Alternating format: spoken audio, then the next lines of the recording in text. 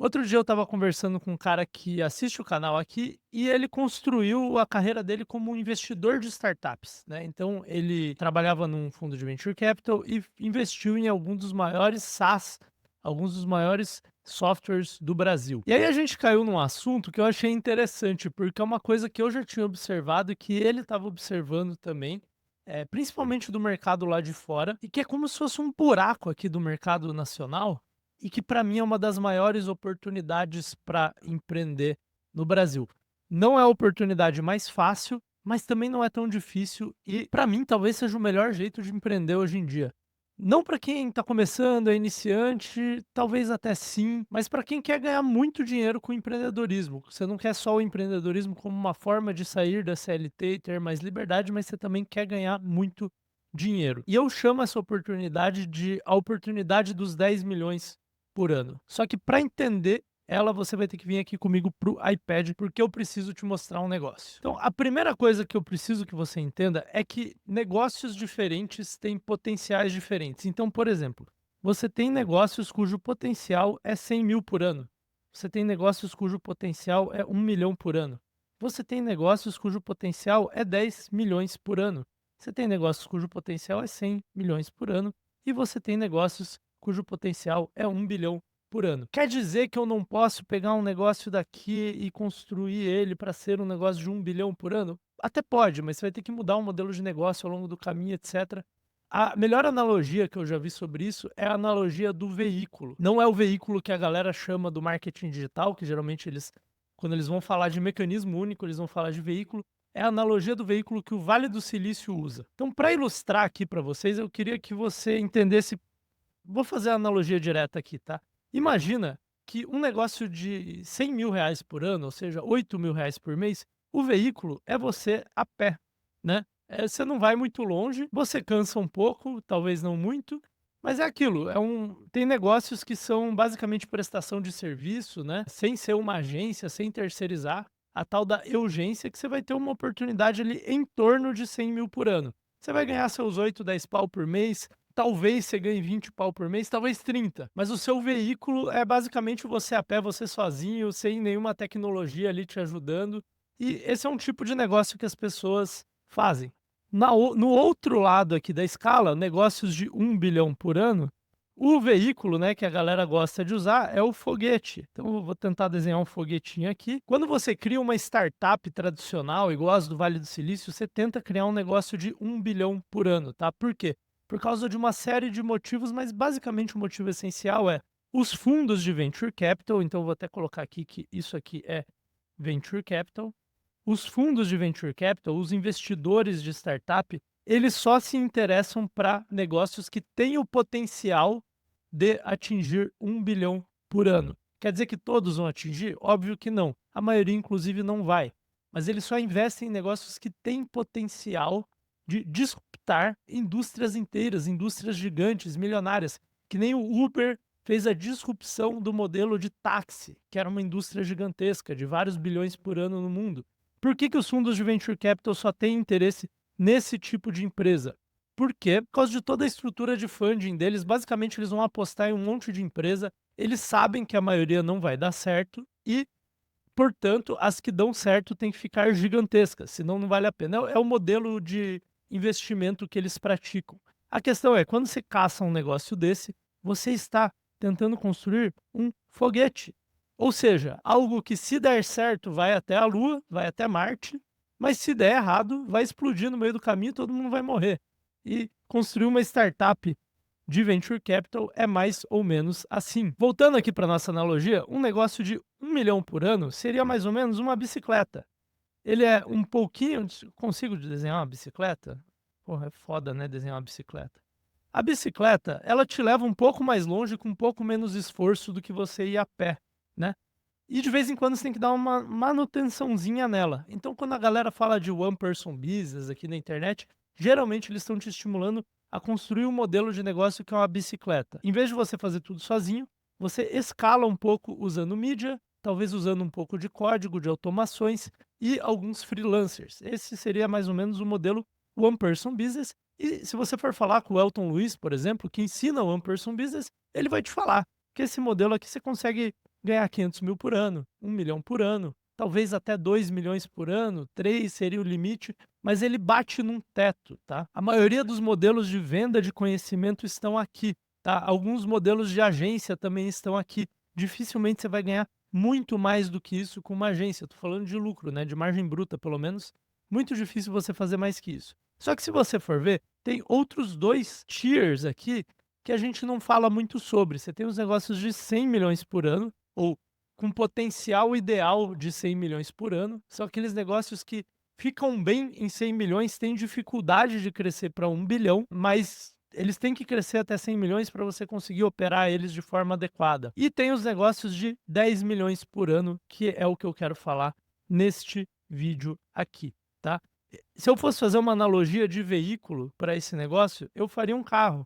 Pô, é difícil até desenhar carro, né, cara? O negócio de 10 milhões por ano, ele é como se fosse um carro, tá? Ele é um negócio que ele tem mais estrutura do que uma bicicleta, ele consegue te levar muito mais longe do que uma bicicleta. E o seu trabalho basicamente é construir o carro e dar manutenção para o carro. Depois você não precisa fazer muito esforço assim, porque ele meio que se dirige sozinho, né. Eu não vou falar de negócios de 100 milhões por ano aqui, porque eles são muito raros, tá. Geralmente, quando um negócio tem potencial para 100 milhões por ano, ele consegue chegar a 1 bilhão por ano também. Esses negócios são raríssimos e são bem difíceis de construir também. Mas existe uma grande oportunidade aqui, na minha opinião, tem pouca gente fazendo. E por que isso, tá? É aí que eu tenho que te explicar algumas dinâmicas de mercado que não são óbvias. Então deixa eu puxar um gráfico aqui, cara, e, obviamente, eu vou cagar algumas regras, tá? Porque isso aqui não é para ser uma coisa quantitativa, é mais uma coisa intuitiva para você entender a lógica do meu argumento. A primeira coisa que você tem que entender é que esses negócios têm níveis de dificuldade diferentes, né? Obviamente, um negócio de 1 bilhão é muito mais difícil de fazer do que um negócio de 100 mil, tá? Só que essa dificuldade, ela escala de forma não linear. Então, assim, se eu fosse traçar uma curva, ela seria mais ou menos assim. Então, assim, você fazer um negócio de 100 mil por mês, né?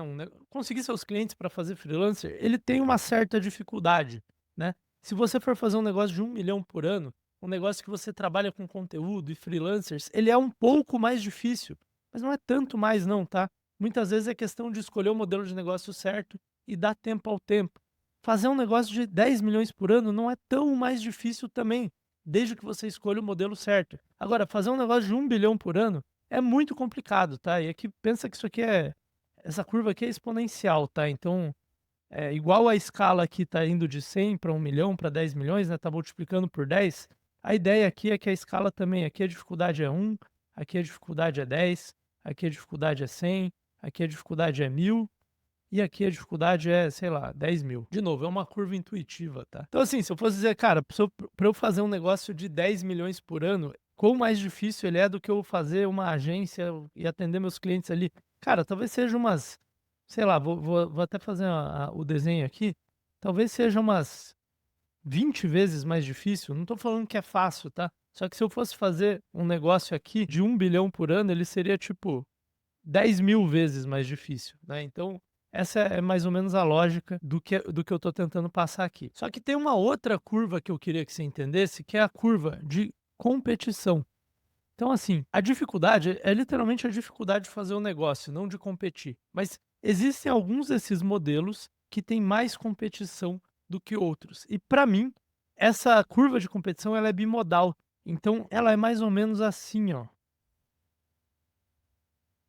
Para eu fazer um negócio relativamente pequeno, vamos dizer, de 1 milhão por ano, eu tenho muita competição, já te explico por quê. E para eu fazer um negócio de 1 bilhão por ano, eu tenho muita competição também, tá? Só que aqui, mais ou menos nessa faixa dos 10 milhões por ano, existe um buraco. Ninguém está olhando para esses negócios. E por que que isso acontece, tá? Basicamente, aqui nessa faixa aqui, dos 100 mil por ano para 1 milhão por ano, ganhe 10 mil por mês, ganhe 100 mil por mês. Existe uma coisa chamada marketing digital. E o marketing digital, ele faz uma coisa muito específica que é ele traz muitas pessoas para tentar construir um negócio aqui. E eu não vou mentir para você, tá?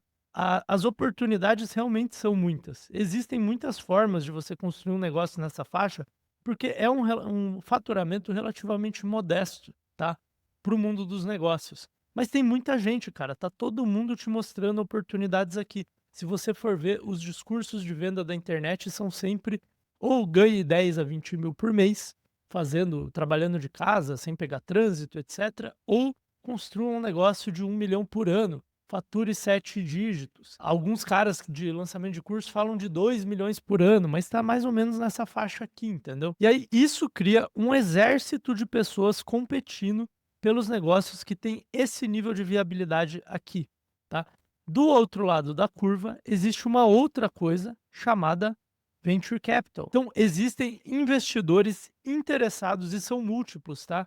Interessados em viabilizar esses negócios, geralmente baseados em tecnologia, de 1 bilhão por ano, que tem um potencial de 1 bilhão por ano, 10 bilhões por ano, etc.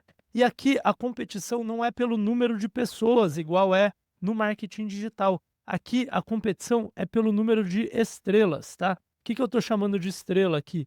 Cara, é o empreendedor que é muito foda.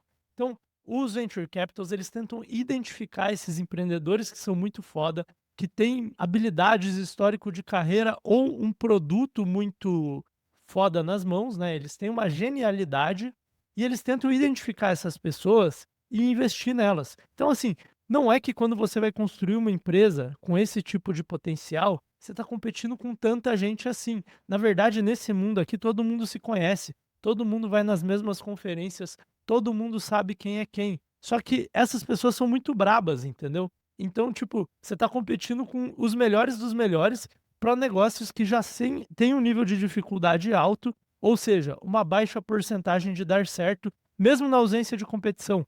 Esses negócios aqui, mesmo que eles não tenham competidores, eles têm uma baixa probabilidade de dar certo. Porque para você ter uma oportunidade de 1 bilhão por ano, você precisa pegar uma coisa muito nova no mercado, entendeu? Uma combinação entre uma tecnologia e uma demanda do consumidor, e aí ou uma mudança regulatória ou uma mudança cultural, algum encaixe perfeito que faça esses produtos atingirem o product market fit, né, o fit do produto com o mercado. Então, assim, qual que é meu grande ponto aqui, tá? Aqui você está competindo com muita gente. Se você for bom, você vai conseguir, sem problema algum. Só que o seu prêmio é relativamente pequeno, né? Então, a dificuldade não é tão grande de fazer um negócio assim. Eu não estou falando que é fácil, tá, gente? Estou falando que dentro dessa escala, este tipo de negócio são relativamente fáceis. Mas é que você está competindo com muita gente, você tem que ser bom, e aí seu prêmio é ganhar talvez menos que um juiz, que não ganha mal, mas entendeu? Você ainda está na faixa dos assalariados ali, dos assalariados muito premium, mas você entendeu a analogia. Já aqui, o seu prêmio é gigantesco, só que você está competindo com os melhores e você tem um nível de dificuldade muito alto, a chance de você dar certo é gigantesca, mesmo que não houvesse competição. Além disso, você tem uma competição ferrenha contra os melhores empreendedores, não só do Brasil, como também lá de fora, porque às vezes o seu grande competidor é uma empresa lá de fora que entra no Brasil. E aí existe um buraco aqui, tá? Que é o buraco dos 10 milhões por ano. Qual que é a grande questão aqui, tá? A competição é relativamente baixa. Tem poucos empreendedores em quantidade buscando esse tipo de oportunidade, e eles não são tão brabos na média, tá? Tem os caras muito brabos aqui também, mas eles não são tão brabos quanto os que vão para o jogo das startups, que é as Olimpíadas do empreendedorismo, né? É a Copa do Mundo dos empreendedores. Então, o nível de competição aqui é menor. E sim, existe uma dificuldade acima da média para você fazer uma empresa nesse nível, mas não é tão gigantesca quanto a de procurar uma oportunidade de 1 bilhão por ano. E aí, qual que é a grande questão aqui, tá? Eu vou delimitar esse espaço de mercado para falar um pouco sobre ele. Aqui existe pouca consciência que esse espaço de mercado existe.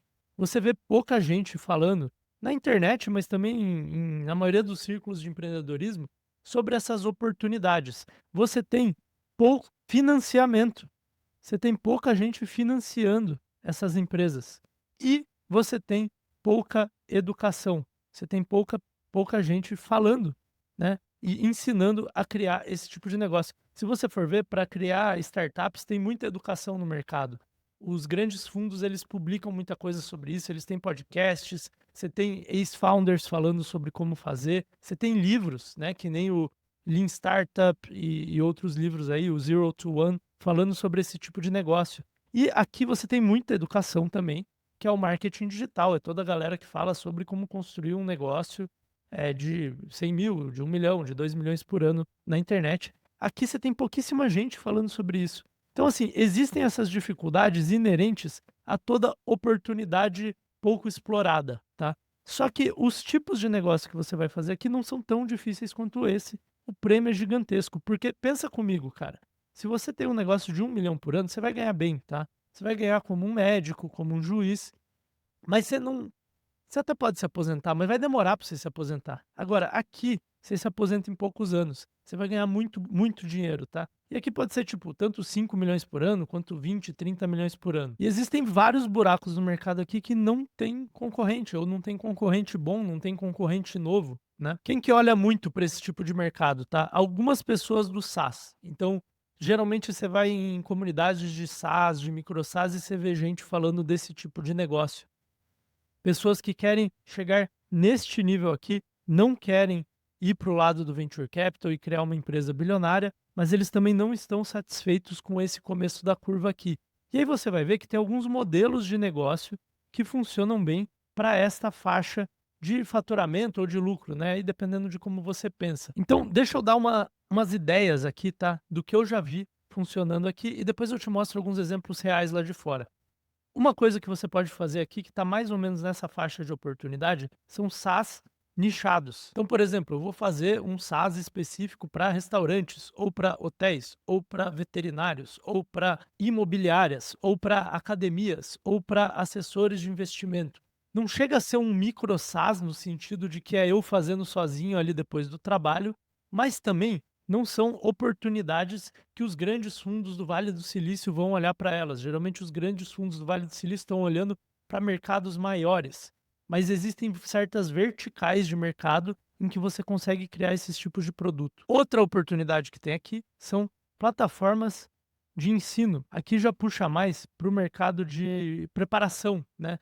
E de educação. Então, assim, se desse lado aqui a gente tem cursos online, e se desse lado aqui a gente tem as plataformas dos caras que vão vender curso online, tipo a Hotmart, Thinkific lá fora, School, né, que é do Sam Ovens com o Alex Hormozzi, aqui você tem plataformas de ensino. Então, por exemplo, existe uma no Brasil que é a Hashtag Treinamentos, que é uma plataforma de ensino que não é associada a um criador de conteúdo específico, não é um curso online que te ensina, faz uma promessa, tal, ensina uma coisa muito específica, é uma plataforma em que você assina lá e você consegue fazer curso de Excel, de Word, de Python, de N8N, coisas para o mercado de trabalho. Você tem plataformas de ensino também que vendem para RHs de treinamentos de empresa, né, de treinamentos corporativos. Então você vai vender para empresas, para RH, ensinando certas coisas.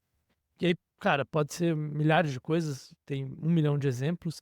Tem plataformas de ensino que eu já vi para hospitais, então para treinar o corpo de enfermagem e de médicos mesmo, né, para certos procedimentos ou certas coisas, às vezes até regulatórias. Você tem plataformas de ensino que vendem para universidades, né? Então, às vezes as universidades compram certos treinamentos para disponibilizar para os alunos, por exemplo, treinamentos de entrevista de emprego. Isso mais lá fora do que aqui no Brasil, que aqui no Brasil as universidades não pagam muito. Mas acho que você entendeu a pegada do tipo de negócio, né? Não chega a ser um curso online daqueles que a gente conhece, mas também não é um SaaS que ataca o mercado bilionário. Geralmente são mercados de nicho. Outra coisa que a gente vê aqui são certos tipos de produto físico nichados. Então tem um negócio que eu vi lá fora que é interessante, que é uma banheira de gelo super premium, assim, que é tipo uma banheira mesmo que você põe na sua casa e ela refrigera a água, tal, pra galera que gosta de fazer banheira de gelo.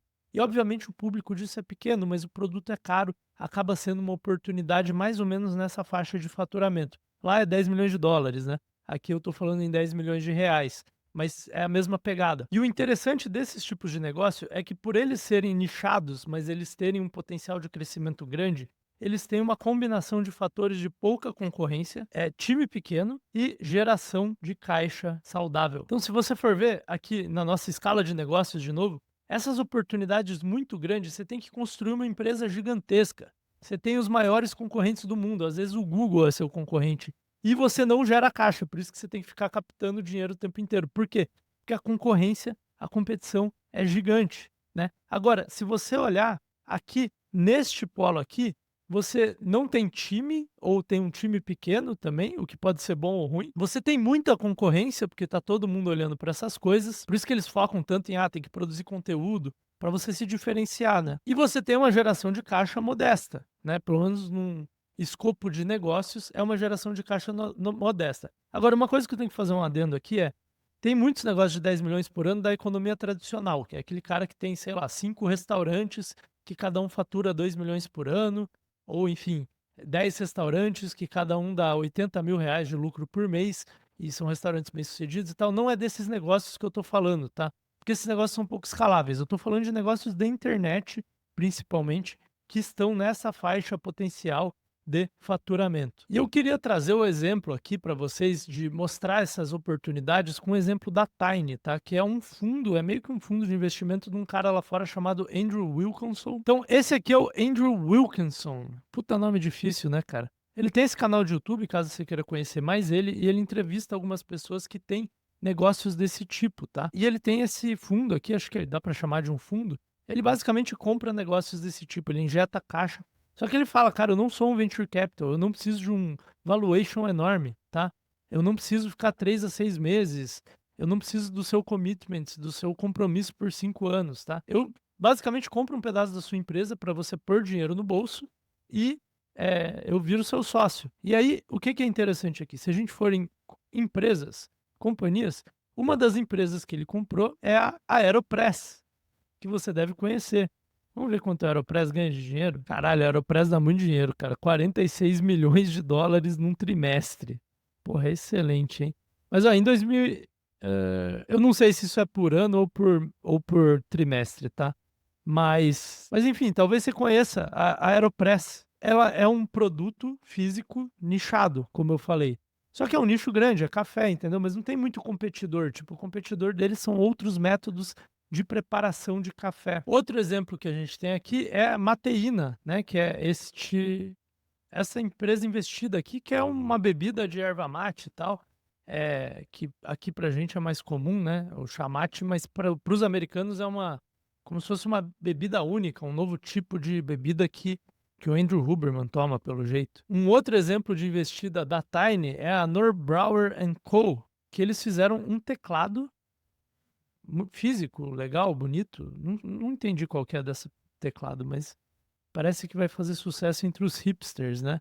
Então deve ser um teclado muito bom. Tem aqui entre as empresas investidas um software de edição de fotos e design gráfico, não sei qual é o diferencial dessa empresa. Tem aqui o Girl Boss, que é uma empresa de mídia. Eu esqueci de pôr aqui na minha lista de negócios, mas existem alguns tipos de empresas de mídia, tá?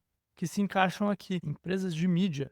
Por exemplo, newsletters, né? Lá fora é um modelo de negócio maior do que aqui. Eu não sei se estamos atrasados, esse modelo de negócio vai chegar aqui, ou se lá funciona melhor que aqui, mas aqui tem uma newsletter para girl bosses, né? Então seriam eh, provavelmente mulheres de carreira que querem ler uma newsletter de encontrar o próprio sucesso no trabalho. É uma newsletter para mulheres que trabalham no mundo corporativo, provavelmente. É outra investida da Tiny. Outro exemplo aqui é a Orbit, tá? Que é uma empresa que faz apps de Shopify. Então, quando você tem uma loja no Shopify, você tem 23 mil donos de loja da Shopify aqui que usam apps da Orbit, provavelmente pagam todo mês para eles. Então, é o tipo de empresa que a gente não vê muita gente falando por aí, né? A gente vê muita gente falando sobre os negócios mais acessíveis para a população em geral, vamos dizer, negócios mais simples, e a gente vê muita gente falando dos negócios bilionários que vão mudar os setores econômicos, de como o mundo funciona, mas a gente não vê tanto esses negócios que são com um potencial grande, porém mais nichados, né? Em vez de eu criar uma nova linha de cafeteiras, né, uma marca de produtos para café, eu faço um produto, a Aeropress. Em vez de eu fazer uma nova plataforma para e-commerce que atende todo mundo, concorrer com a Shopify, eu crio uma empresa que cria apps para lojas da Shopify. Em vez de eu fazer um SaaS com AI para o mercado de hospitais para revolucionar a gestão do setor hospitalar, eu vou fazer isso para hospitais veterinários. que aí precisa ser bem mais simples o produto, eu não preciso me preocupar tanto com o compliance legal, que é mais complicado no mercado da saúde, e eu não vou ter tantos concorrentes tão grandes, né? E para mim, o legal desse tipo de veículo, né? Porque eu queria te lembrar da analogia do veículo. Se você fosse ter um veículo, um veículo só pode ter um veículo. Você escolheria andar a pé, acho que andar a pé você sempre pode, né? Mas você escolheria ter uma bicicleta, ter um foguete ou ter um carro? E, cara, eu gosto de andar de bicicleta e o foguete é maneiro, mas se eu só pudesse ter um, eu teria um carro, entendeu? Porque para quem vai viver uma vida normal, ele me leva aonde eu quero, basicamente, literalmente sem eu precisar pedalar, né? E não ter o risco de explodir igual o foguete tem. E para mim, esses tipos de negócios são meio que a ideia do carro. Empreendedores que atuam nesse tipo de negócio, eu vejo que são os que têm melhor qualidade de vida. Porque tem uma abundância bizarra de dinheiro, né? Em 1 milhão por ano, parece muito legal. E é legal, tá? Mas não tem uma abundância muito enorme de dinheiro, né? Você vai ganhar bem, basicamente. Com 10 milhões por ano tem uma abundância bizarra de dinheiro. Você consegue ter o que você quiser, talvez não um jatinho. Mas fora isso, para ter uma vida normal, dinheiro nunca mais será um problema.